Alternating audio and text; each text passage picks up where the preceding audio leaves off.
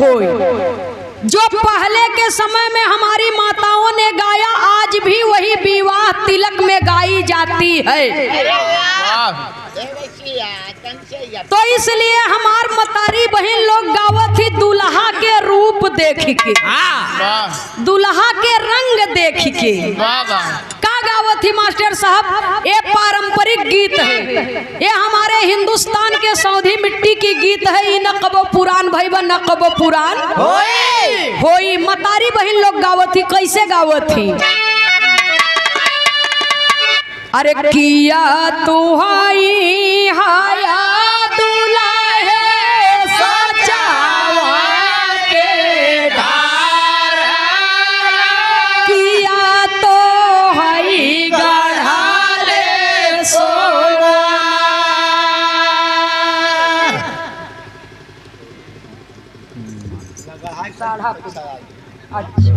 अच्छा। सेवा में श्रीमान बाबूराम स्नेही यादव जी साढ़ापुर की पावन सरजमी से इस पारंपरिक गीत पर शानदार 101 रुपया दे करके सम्मान किया गया। बहुत बहुत आपको सादर नमन है। वर कन्या चिरंजीवी खुशहाल रहे, प्रेम का रिश्ता सदैव हरा भरा रहे। जय श्री कृष्ण। हल्का सा तनी सा एक पत्ती रच के मन के बढ़ जाए। हाँ, ए मन कोरस ज्यादा नहीं बोलेगी। मतारी बहन लोग गावत है। अरे किया तुहाई हाया दुल्हे सजावा के ढार, किया तो हई गढ़ाले सोना। नाही हम हई गौ सजावा के ढार, नाही हम हई गढ़ाले सोना। माई बापैया मिली जनम दिए, करम लिखे हैं भगवान। सुनने वाले बाबूजी, तैयारी होता, गीत गौनई होता, आज तिलक आई बा। परीक्षा चालू बा। ये हमरे पूज्य बाबू श्री जय नारायण यादव जी के यहाँ मतारी बहन लोग गावत थी। कहाँ से पोथी आई, कहाँ हो पोथी जाई, कहाँ हो पोथी जाई, अब के करे दुआरे पोथी उतारी, तिलक ले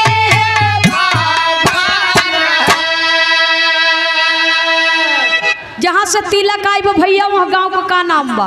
हलाने। अरे भाई जब गवावत है नवा पूरा पूरा से पूरा। हाँ, ढकवा पूरा न। और जरा की जाएगा। दूल्हे बादशाह जी के बड़े पिताश्री पूज्य बाबूजी की ओर से ये पारंपरिक गीत पर शानदार 201 रुपया दे करके सम्मान किया गया है। बहुत बहुत सादर नमन, आशीर्वाद की कामना है। भाई का, बेटा का, भतीजा का तिलक का बहुत बहुत बधाई पूरे परिवार के। एक गीत पर माताएं बहनें गाती हैं। कहाँ से पोथी आई, कहाँ हो पोथी आई, कहाँ हो पोथी आई, अब के करे दुआरे पोथी उतारी, तिलक ले बाबा। अरे ढकवा के पूरा से पोथी आई, तेंदुआ पोथी उतारी, तेंदुआ पोथी उतारी, अब जय नारायण खुशियाँ मनावई, तिलक ले बाबा। ओहर तिलक का तैयारी होता। भोजन हो गया, तिलक का तैयारी होता, वैसे सामने जब महफिल खाली हो जाता, लेकिन खाली हो के कारण बा जौने बदे आई है वो कार्य करना जरूरी है। वो नहीं के पीछे हम लोग आई है दू ठे गवैया, तिलक न हो तो का कर आई। माताएं बहनें गीत गाती हैं बाबूजी। अच्छा ये तब पर पक्ष से गाना हो था, मतारी बहन लोग गावत थी, लेकिन कन्या पक्ष से गाना होता है। मांगलिक कार्यक्रम का मतलब यह है कि कन्या पक्ष से भी गीत होती है। जब कन्या तिलक हो ही जात है तो कन्या के गावा बनी रहे। जय श्री कृष्ण। तो देखा बिटिया पक्ष से गावत थी बाबूजी।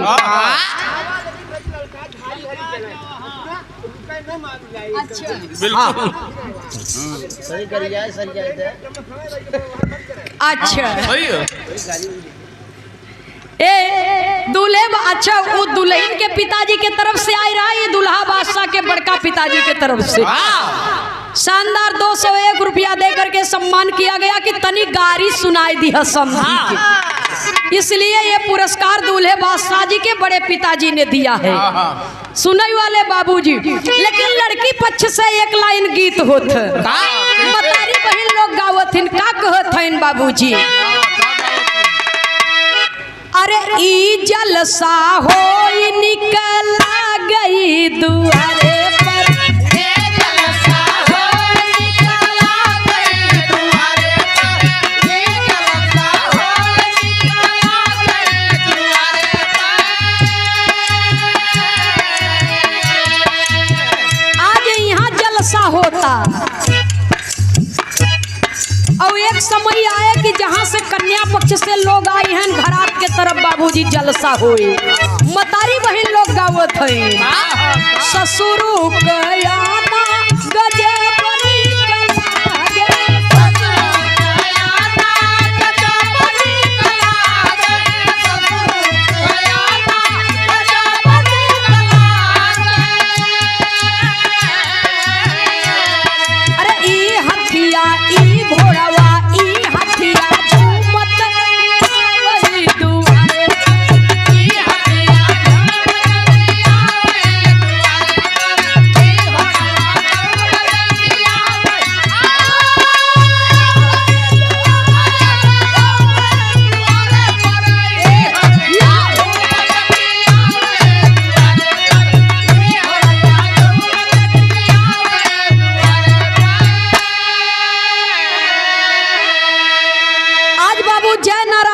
ई के दरवाजे पर ही जलसा ही भीड़ जुटी बा, बड़ा नीक लागत है, इसका कोई वर्णन नहीं किया जा सकता।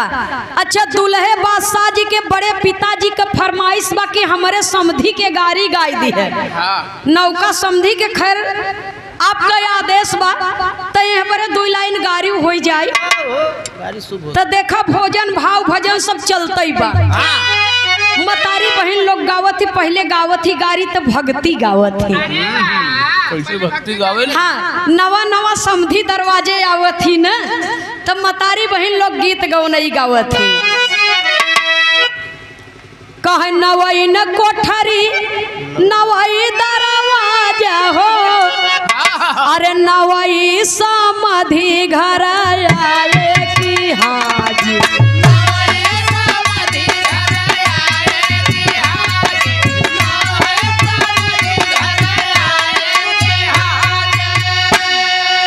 अरे नवई ना कोठरी नवई दरवाजा, नई नई कोठरी नवई दरवाजा, नवई समधी घर आए की हाजी, नवई समधी घर आए की हाजी।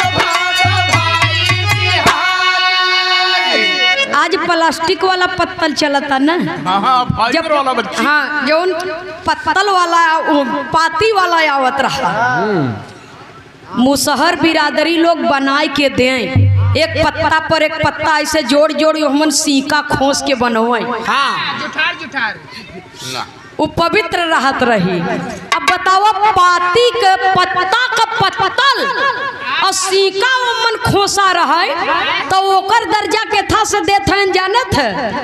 अरे सोनवन की पतरी बनी आई, सोनवन की पतरी बनी आई, सोनवन की पतरी बनी आई। अरे चांदी का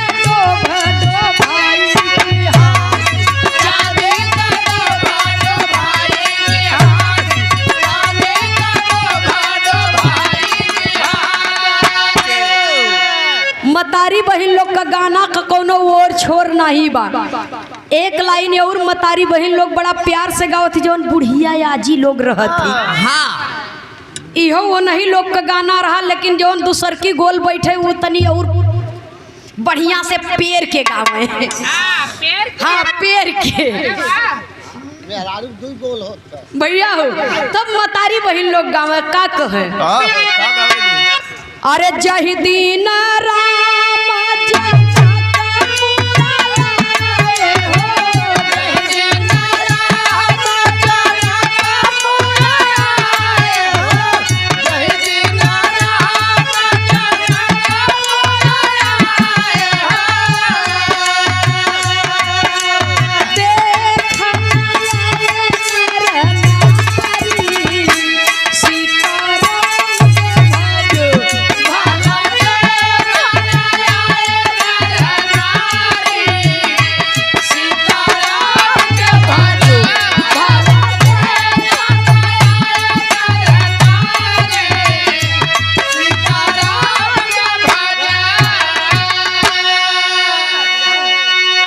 सासू परोसाई सार परोसाई साढ़ू आई नगरिया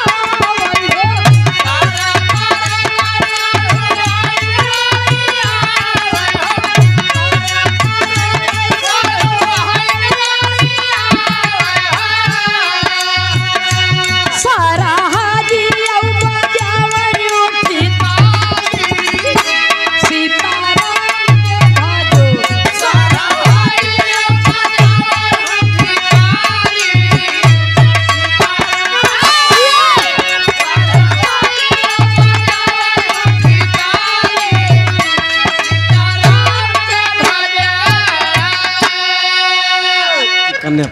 आज तक बफर सिस्टम हो जाता, लोगन के पास टाइम नहीं न, बारात में इतना रुपया पैसा खर्चा होता। अब बरतिहा लोग आए दोबारा लगता कि ओहर खाना चालू भोजन कई के जयमाल पर आधा लोग हुवन नहीं हुवन उनसे मतलब नहीं न, बारात मालिक गाड़ी छोड़े जाई घरे। नहीं तो उस समय रहा जब ये सब पारंपरिक गीतें हुआ करती थी। कुल बराती भाग जाता है, खाली 5-6 जने बचाता।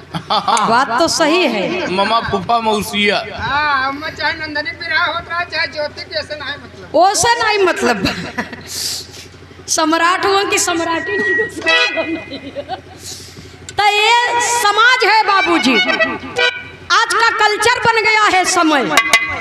तो ये हमारे बाबूजी का आदेश रहल, फरमाइश रही कि गारी गाय दी है। तब मतारी बहन लोग एक लाइन और गावती कहे दुल्हा बादशाह के बड़का पिताजी के, अब बैठा भी है निशाना भी करत हन, तो एक लाइन उनकर वाली सुनाई देते। अरे गलियन में करो धाकी बारिश की गलियन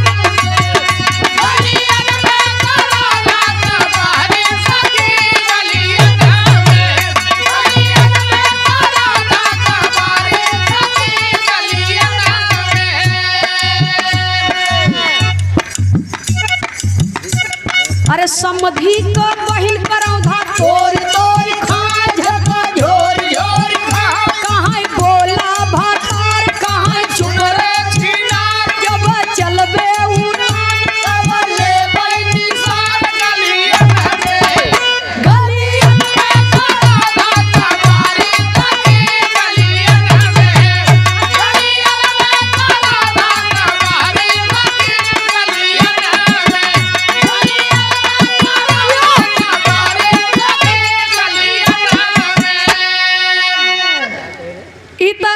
आदेश रहा, फरमाइश रहा।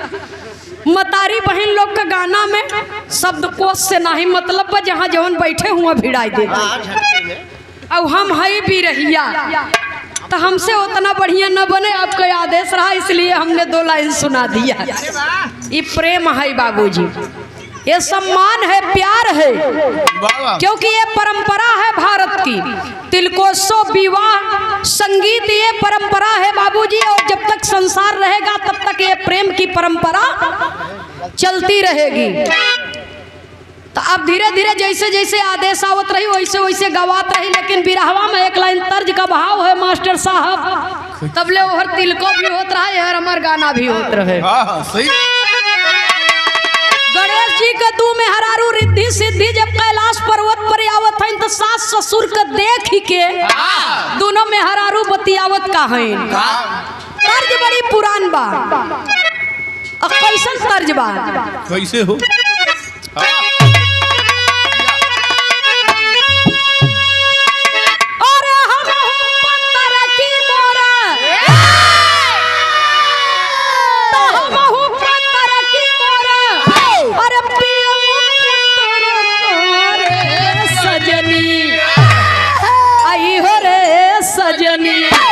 कहा कितना पातर,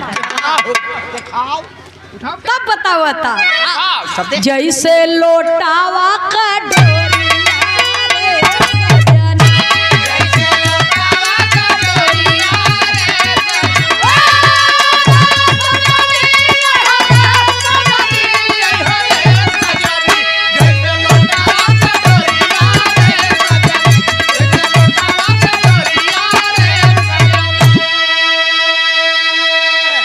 लेकिन दोनों बहुरिया का कहत है अपने सास ससुर को देख करके। अरे सासु मोरी देवी,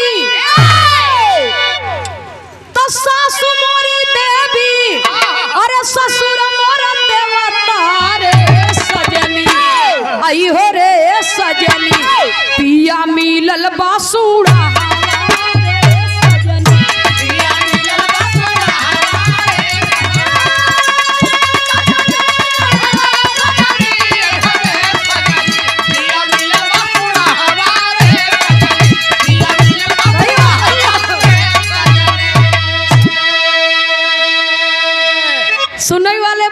कहत हैं दुल्हन की, अरे बाप रे बाप, ए बहिन तनी देख न, सासु हमार देवी, ससुर देवता, जे करे संगे हमार लोग के बियाह भवो कौने डील डौल कहे, एकदम हाड़ी असत पेट निकराबा, एक हाथे को सूंढ़ लटकता, एकदम ऐसा लटकता है चापाकल, चापाकल का हत्थी। सुन ले,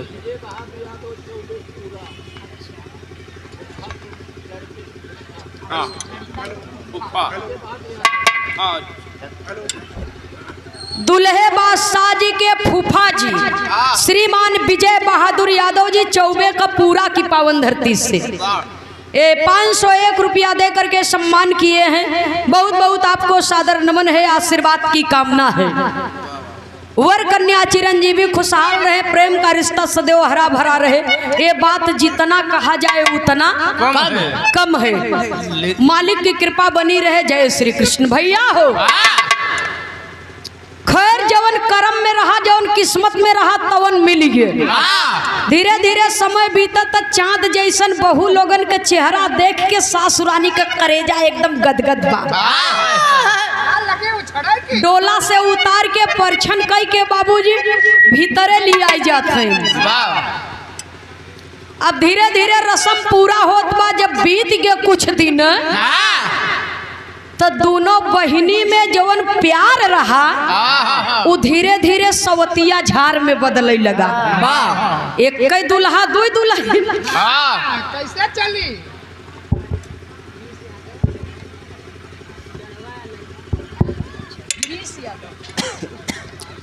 अच्छा, डड़वा की पावन धरती से श्रीमान गिरीश यादव जी दूल्हे बादशाह जी के फुफ्फा जी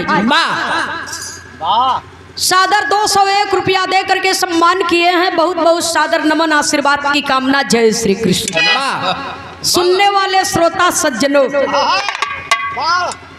ई दुल्हे बादशाह जी के फुफ्फा जी के दुई फुफ्फा आई गए। हाँ अभी कितना बाकी है नहीं भी पहचान मिले कब। अब जितना बाकी हो जब नाम बोले ही तो जान जा भाई।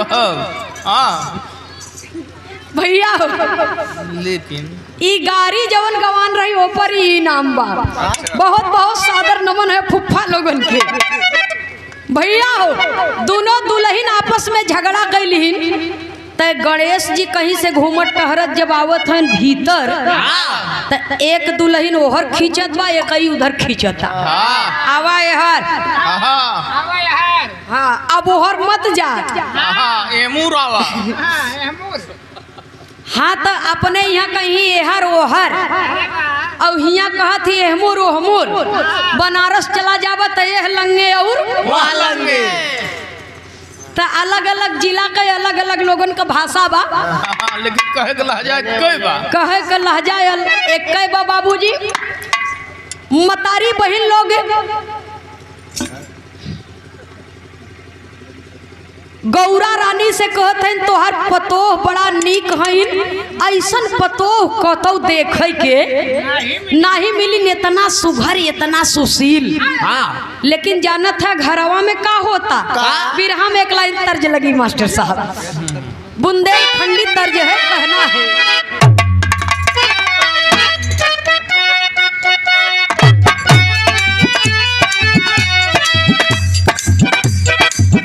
मोए प्यार करो भरता भरता सिलवाई तेरे चोली रे समझ। मोए प्यार करो भरता भरता सिलवाई तेरे चोली रे समझ। मोए प्यार करो भरता भरता सिलवाई तेरे चोली रे समझ। लेकिन दोनों दुल्हन का कहत हईन का रिद्धि बोली फटका फटका सिद्धि से प्यार करीला। रिद्धि बोली फटका फटका सिद्धि से प्यार करीला। रिद्धि बोली फटका फटका सिद्धि से प्यार करीला। सुनी के बचन बोले गिर जलल।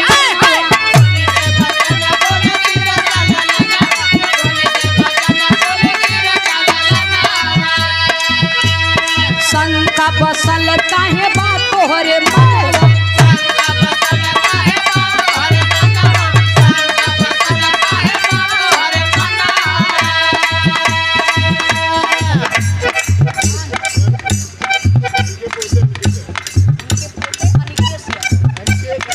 अनिकेत यादव सेवा में श्रीमान बाबू राम फेर यादव जी, ग्राम प्रधान महोदय जी, बरपुर की पावन धरती से आपके पोते हैं अनिकेत यादव जी के करकमलों द्वारा 501 रुपया दे करके सम्मान किया गया है। बहुत बहुत सादर नमन। उपस्थित सकल पंच को सादर नमन, आशीर्वाद की कामना। जय श्री कृष्ण। तुम दोनों हो गुलनार गुलनार सिद्धि से प्यार करी।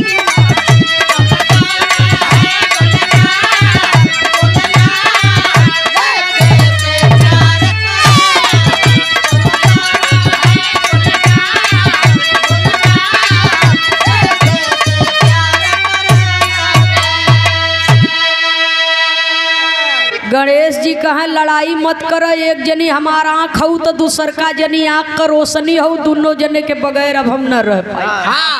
अगर एक जने खसक जावे तो मोतिया केवट हमरे हो जाए। मोतिया बिंद अब तक सुने रह सूरदास जी, वैसे ठीक है तर्क लगावत है, चाहे बिंद कह चाहे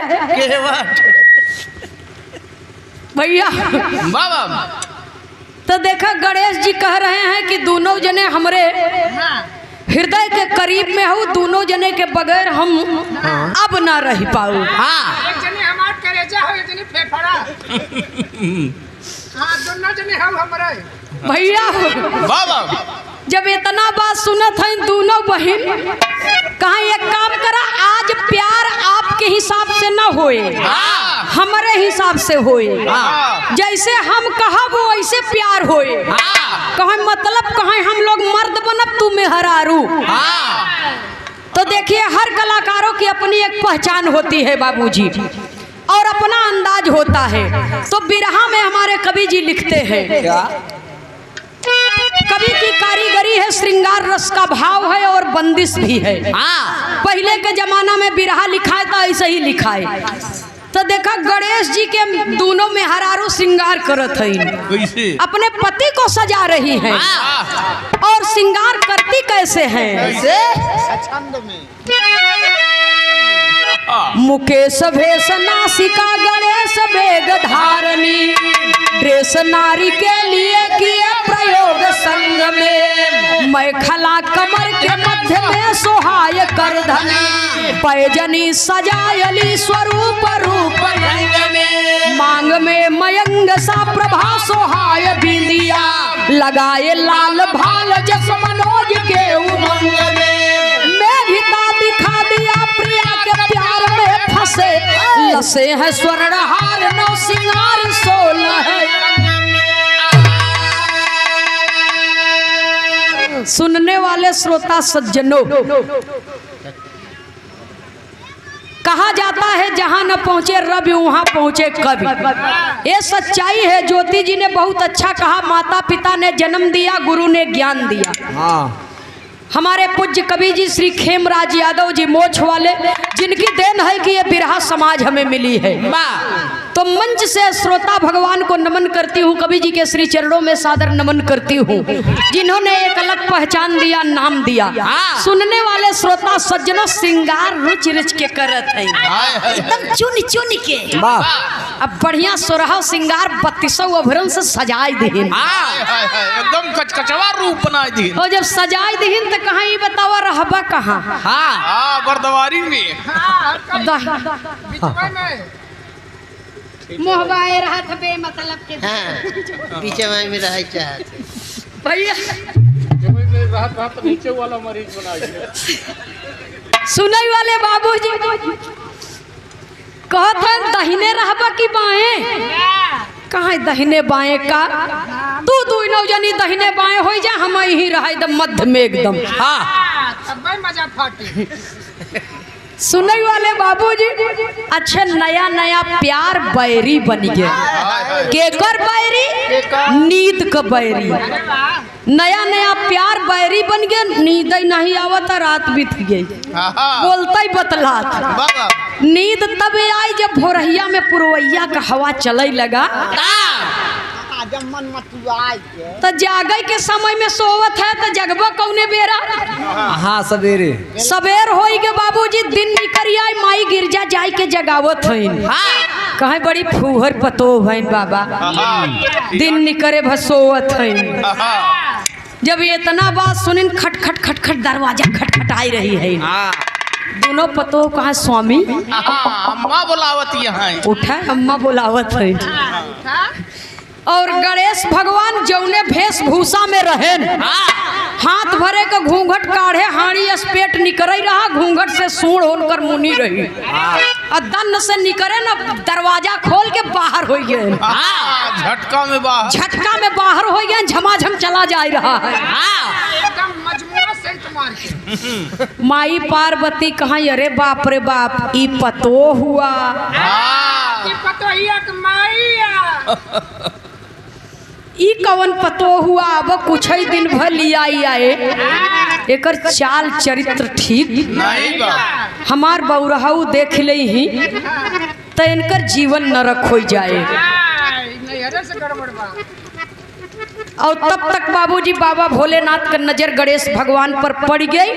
हड़बड़ी में गड़बड़ी हो गई, बात समझ नहीं पाए। कवि को बिरहा शैली में टेरी के भाव में लिखना पड़ा। जियो मालिक।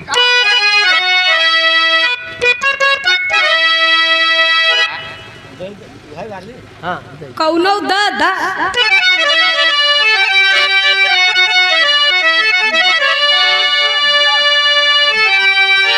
अरे राम ज्वाला में श्री गणेश जल गए, तो क्रोधित भय शंभु जब खोला नयन विशाला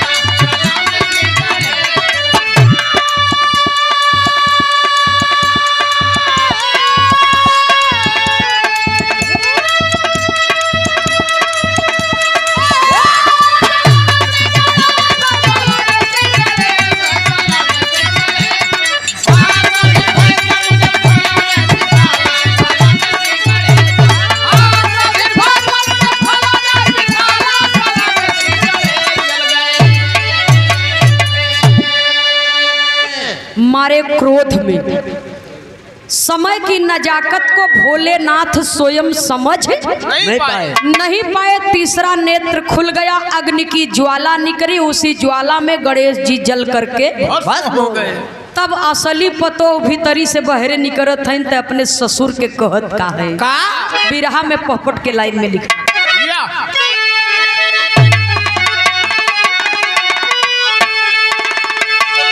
अरे रिद्धि सिद्धि मारेली में हनवा भोले बाबा हो,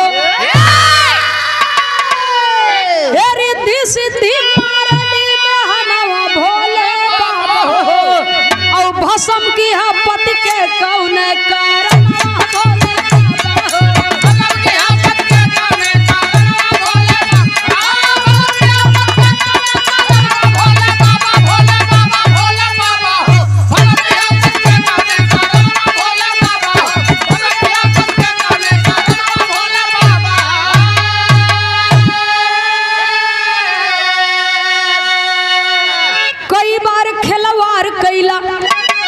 त्रिपुरारी हो, गिरजा बनी मर्द तुहू बैठा बन के नारी हो, अरे पैदा कैला गिनती ललनवा भोले बाबा हो, तब न पूरा भदिल का अरे मानवा भोले बाबा हो।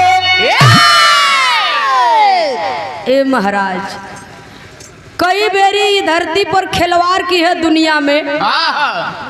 आप पुरुष, आप नारी के रूप में, माता पार्वती पुरुष के रूप में, और उस प्रेम से ना जाने कितना लड़का ये दुनिया में पैदा भयन, तब वो आप लोगन का प्रेम करे के हृदय का आग बुझी नहीं। हमार तो नैये सुतात रही, हमारा जिंदगी राख कह दी है। जल्दी से हमारे पति के जियावा, न 33 कोट देवता तो 56 कोट भवानी, एक जने के मुड़े के बार बची ना। बाबा भोलेनाथ अपने शक्ति से एक ही रूप, एक ही रंग, उतना ही मोट उतना ही छोट, सेम टू सेम वैसा ही एक नहीं 7 गणेश जी पैदा कर दिए। कहाँ ले मन से जौन तोहार असली पति हो चीन हिले, आल्हा में कभी को लिखना पड़ा।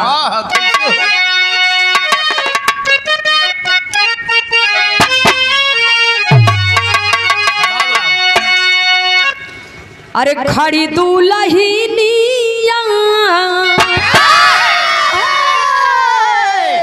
खड़ी दुल्हनिया चार अपन मनवाए भैया,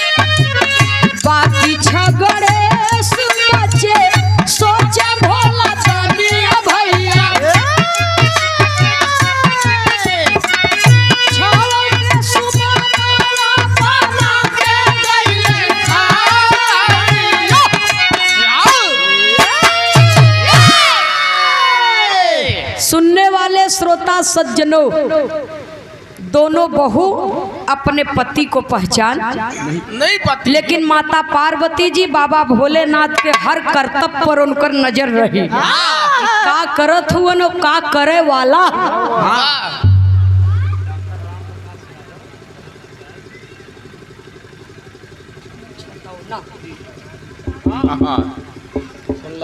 सेवा में श्रीमान डॉक्टर राम प्रकाश यादव जी नगर पंचायत छतौना से ये अनमोल पुरस्कार सम्मान आया है। बहुत बहुत सादर नमन आशीर्वाद की कामना। जय श्री कृष्ण। सुनने वाले श्रोता सज्जनों,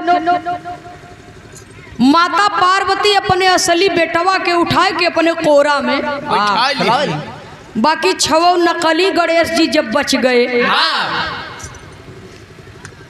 तो अब वही हमरे ज्योति जी कहीं न कि एक जनी बतावत बतावत चली गई कहाँ से कहाँ। आए हैं इनके। आई हो या न आई हो, हाँ जो वेद पुराण में लिखा है,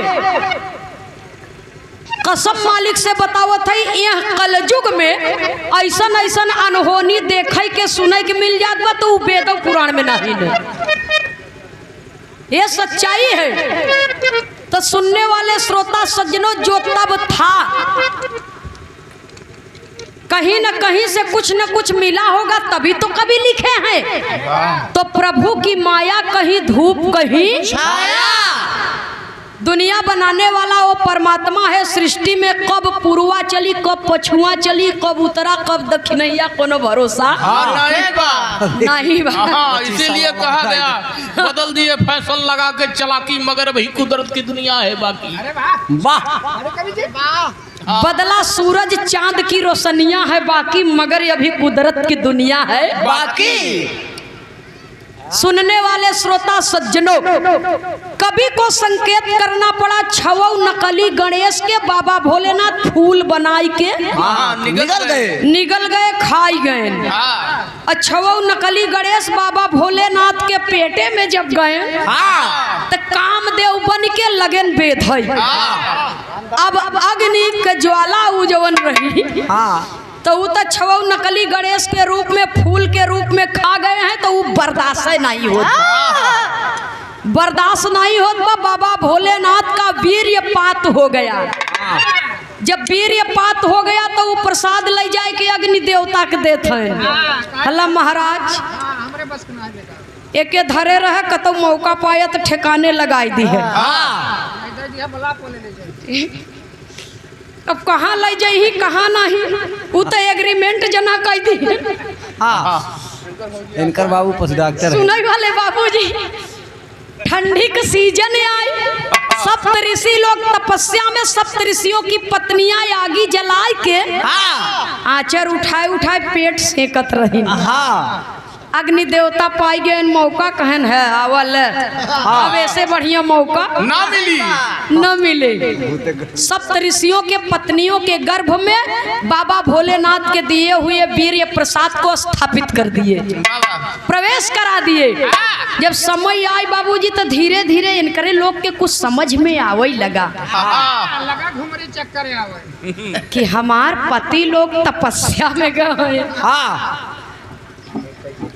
और अगर लौट के आई तो हम लोग के यह दशा में देखी कि बतावा, साल साल भर बीत जात बा, कई कई बरस बीत जात बा तपस्या में। हम लोग तो रहे नहीं, तो बिना पति के ही कुल कैसे हवन कैसे हम तपस्या करते, तू लोग हवन करत हूँ हिया। तो लोग लाज के डर के मारे गंगा जी में जाकर के अपने सतीत्व के बल से गर्भ को गिरा देती हैं, और वो गर्भ बहते बहते सरकंडे बन में गया और एक पिंड का रूप धारण किया। उससे एक बच्चे का जन्म हुआ। कवि को संकेत करना पड़ा, कहना रुक जा भैया, सुने दे।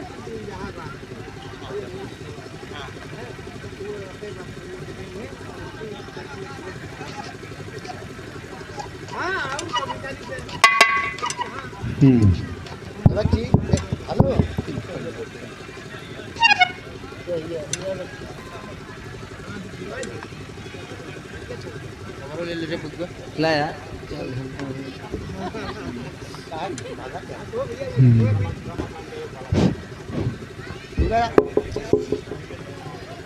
अच्छा, पूज्य बाबू श्री ओम प्रकाश यादव जी, दूल्हे बादशाह जी के बड़े पिता श्री, ये सादर 501 रुपया दे करके सम्मान किए हैं कि अब तिलक अंतिम होए वाला बा, तनी गरिया 2 लाइन हमरे समधी के और सुनाए दे। सुनाए दे। और पूज्य बाबू श्री रमा शंकर यादव जी, साड़ा की पावन धरती से, ये शानदार 201 रुपया दे करके सम्मान किए हैं। 500 रुपया गाड़ी बदे बा, 200 रुपया अहिरौआ बिरहा बदे बा। तो बिरहा हमारी खत्म बा, लास्ट यही पर हम सुनाई देते हैं। पैसा ले लो।